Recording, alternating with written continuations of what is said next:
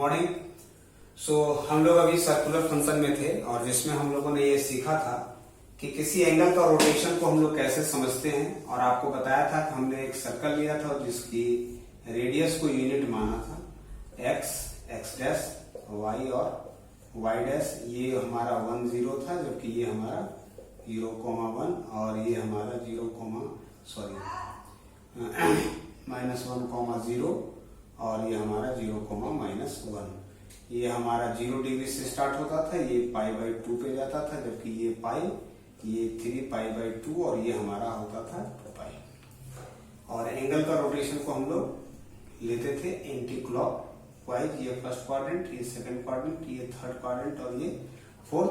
वैसे केसेस में यहाँ साइन और कॉसेक, जबकि यहाँ टेन और कॉट, यहाँ पे हमारा होता था कॉस और सेक। ये पॉजिटिव होते थे। फर्स्ट क्वाड्रेंट में हमारा ऑल होता था। ये आपके दिमाग में होना चाहिए।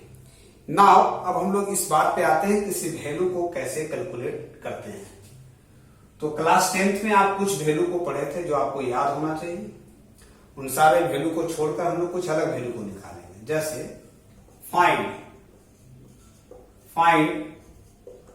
Sign 300 degree. ध्यान रखिएगा, साइन 300 डिग्री का मतलब हुआ कि इस वैल्यू को कैसे निकालेंगे। क्लास 10th में आप 0 डिग्री से लेकर 90 डिग्री तक ही कन्फाइंड थे, लेकिन ये बात 11th की है जिसमें आपको इससे आगे का जानना है। और आपको हमने बताया भी था कि इस रोटेशन को, एंटी क्लॉकवाइज रोटेशन को, हम अपने इच्छा अनुसार जितना चाहे रोटेट कराएं, और ये रोटेशन होने के बाद ये देखेंगे कि ये किस क्वाड्रेंट में एंगल लाई करता है।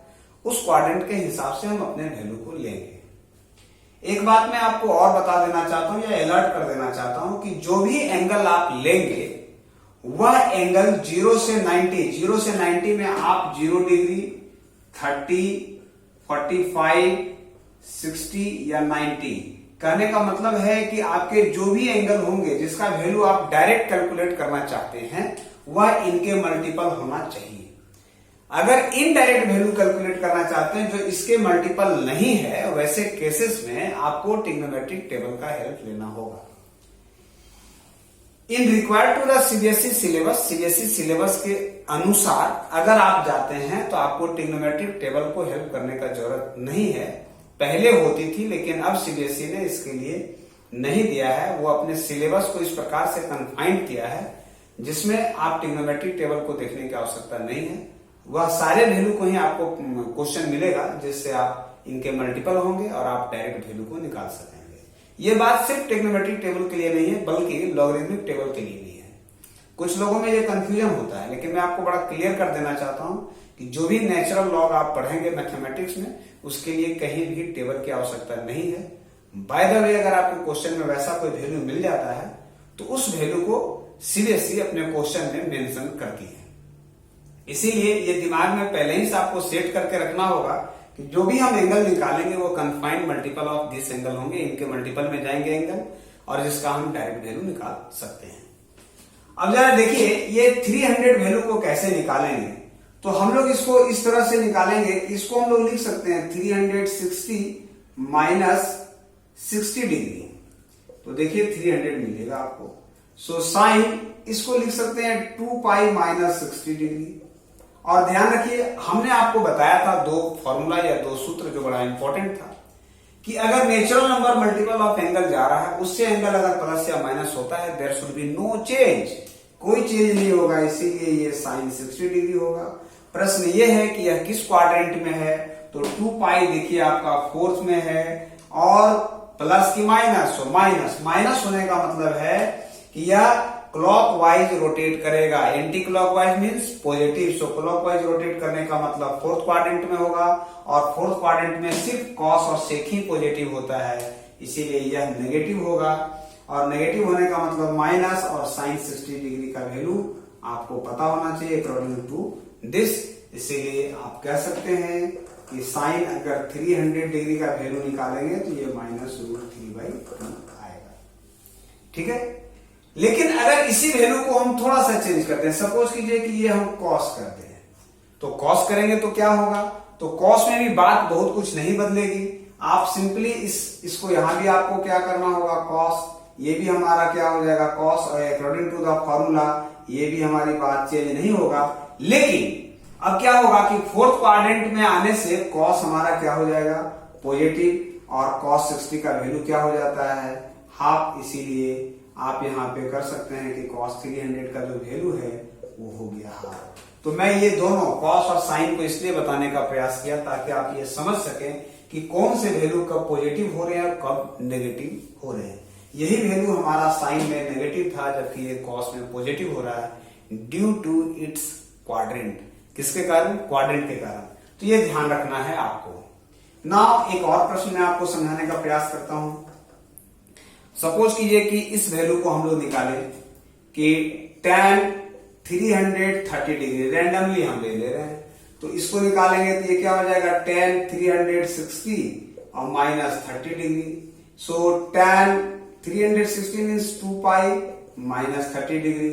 और देखिए आपको हमने बताया है कि tan 2 पाई से प्लस हो या minus there should be no change, so ये tan 30 डिग्री रहेगा। लेकिन पुनः यह किस क्वाड्रेंट में आ गया? फोर्थ क्वाड्रेंट में। क्यों? क्योंकि माइनस हो रहा है 2 पाई से, इसीलिए 2 पाई से माइनस होने के कारण फोर्थ क्वाड्रेंट में कॉस और सेक पॉजिटिव, tan बिकम नेगेटिव, इसीलिए माइनस, और tan 30 का वैल्यू आपको जानना होगा। तो tan 30 का वैल्यू जानने के लिए बड़ा सहज जान सकते हैं, हम लोग इसको लिख सकते हैं साइन 30 बाई कॉस 30, इसीलिए 1/2/√3/2, 2 कैंसिल, कितना होना चाहिए 1/√3, या तो आप इसको डायरेक्ट भी पुट कर सकते हैं। मैं इसलिए इस वैल्यू को बताया इसलिए कि सारे वैल्यू अगर आपको याद नहीं हो तो आपको साइन और कॉस के वैल्यू को जानकारी रखने से आप सारे वैल्यू को कैलकुलेट कर सकेंगे। तो ये था आपका ट्रिग्नोमेट्रिक रेशियो tan के लिए। लेकिन मैं अब आपको थोड़ा एक और रेशियो की ओर ले चलता हूं। सपोज कीजिए tan के बाद साइन को हमने बताया, कॉस को हमने बताया, tan को बताया। मैं अब एक एंगल आपको दिखाता हूं सेक के लिए। सपोज कीजिए कि सेक 420 डिग्री की मैं बात कर रहा हूं, तब क्या करेंगे? तो ध्यान रखिएगा, जब कभी भी एंगल अगर आपका 360 से अप कर रहा है, बढ़ रहा है, वैसे केसेस में प्रयास करेंगे कि इसको 360 से डिवाइड कर दें, और 360 से डिवाइड करने के बाद आपको पता चल जाएगा कि इसमें एंगल कितना हमारा ऐड हो रहा है। तो आप यूं कहें कि हम इसको ऐसा लिख सकते हैं कि 360 कितना ऐड करेंगे तो 420 आ जाएगा, तो 60 डिग्री। और फिर अगर इसकी बात करें से, तो ये क्या हो जाएगा 2 पाई प्लस 60 डिग्री।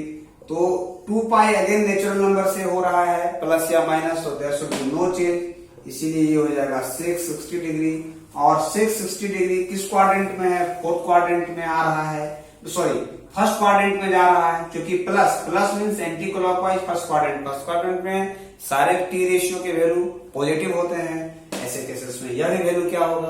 पॉजिटिव होगा। तो पॉजिटिव होगा तो सेक पॉजिटिव होने का मतलब क्या हो गया? 2 मीन्स कॉस का ठीक उल्टा आपको वैल्यू लेना है।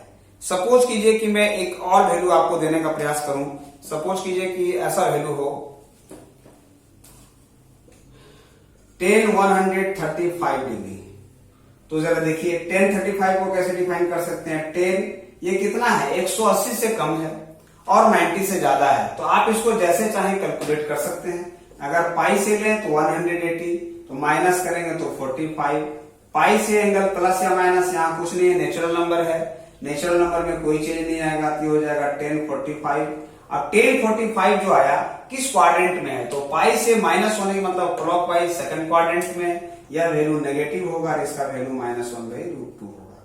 लेकिन अगर आप ऐसा लिखते हो tan 135 को अगर आप इससे लेके जाएं 90, तो 90 में कितना आप ऐड करेंगे कि 135 आएगा, तो यह आएगा 45।